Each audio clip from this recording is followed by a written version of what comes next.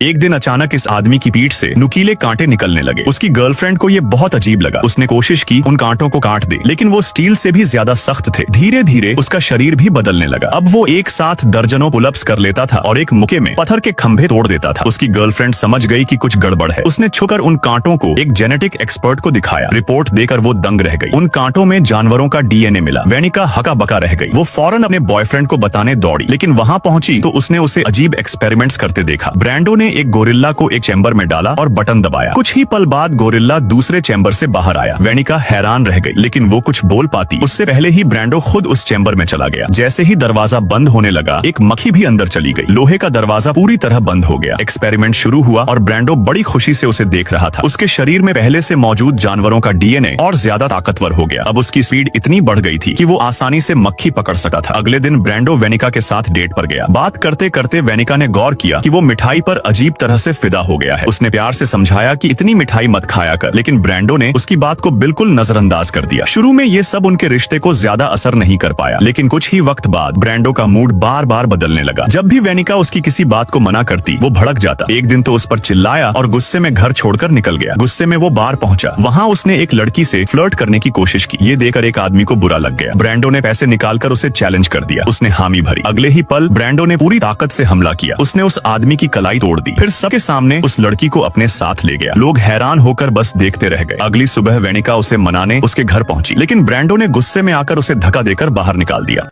और फिर video like करने पर पार्ट 2 मिल जाएगा। और अगर फुल मूवी देखनी है तो कमेंट वाला ऐप डाउनलोड कर लो और पिन वीडियो देख लो।